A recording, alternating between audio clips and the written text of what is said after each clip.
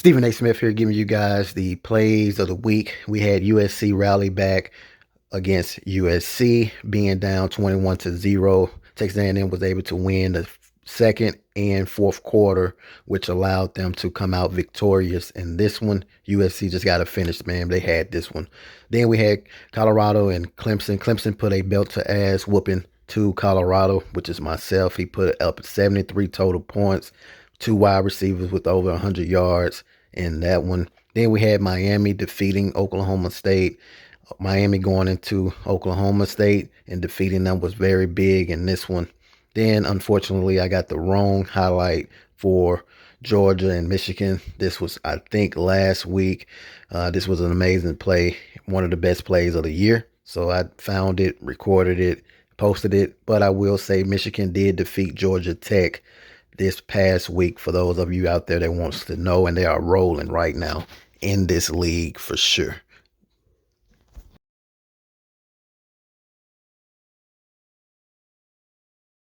Guys, the week recap, we were able to sign Dalvin Burbis, right outside linebacker. Big pickup. So we'll get right to it. We play Notre Dame this week. Top 25 right now, we have Texas, Clemson, Miami, Texas A&M, Oklahoma, Bama, Michigan, Wyoming, Ohio State, Oklahoma State. Taking a look at the scores and stats for week 10. I have to make sure I don't forget that. All right, week 10. Let's go.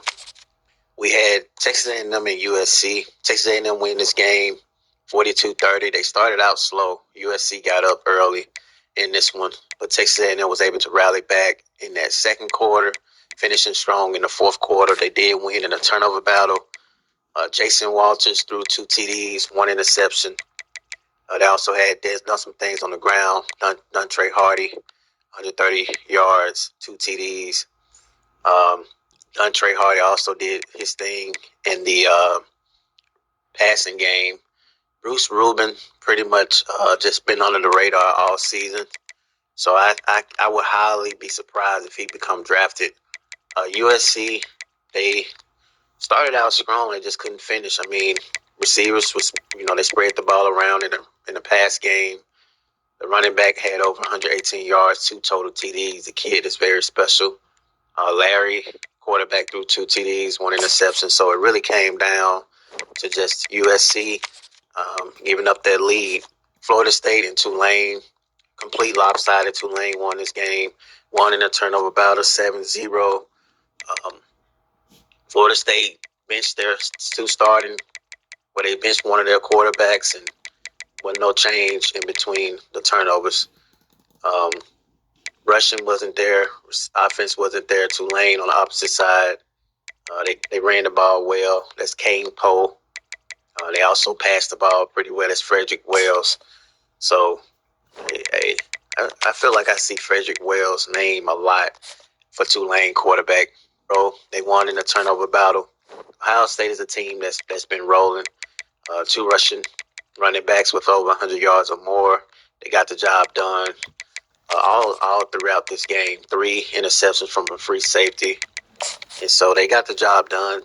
TCU as a team is, he's going to keep playing regardless. Colorado and Clemson, pretty much lopsided. We got beat bad. Clemson gave it to us. Turnovers was 12-2.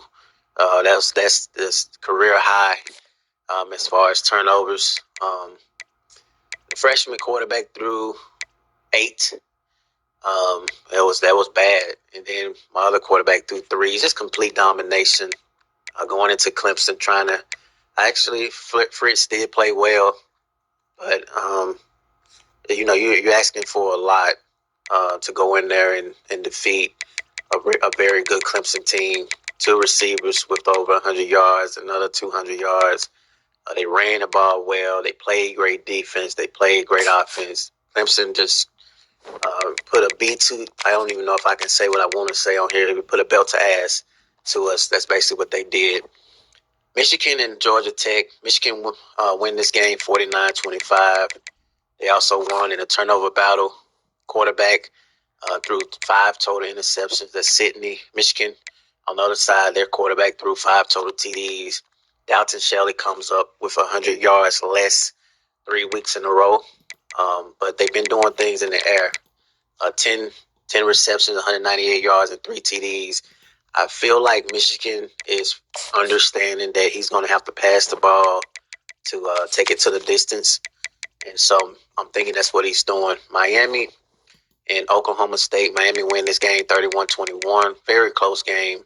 Turnover battles was won by Miami. 3 interceptions, 3 total TDs. They got the job done on the defense side of the ball, creating turnovers. 4 different players with the interception or more. Oklahoma State, that 4 interceptions from their quarterback, Clayton Folkers, really was the biggest difference in this matchup.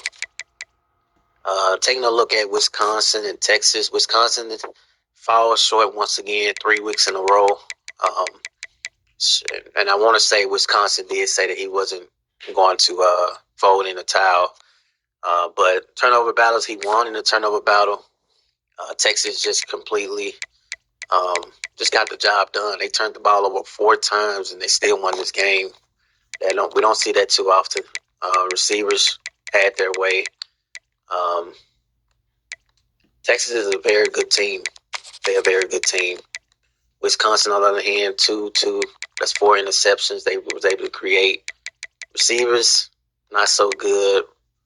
Rushing wasn't so good. Quarterback threw 2 total interceptions. So I'm interested to see if they're going to be able to bounce back. Just whenever they're going to bounce back, because that's 3 weeks in a row, and they have the game of the week. Games of the week, we got Wisconsin and Miami. I'm gonna go Miami. I feel like Wisconsin is he's set up with some dogs, and so it's gonna be another tough one. Clemson and Tennessee, I'm gonna go with Clemson. I do feel like Clemson gonna get it done. Florida State and Ohio State, I'm gonna take Ohio State in this one. And then Texas A&M and Georgia Tech, I'm gonna take Texas A&M for the upset in that one.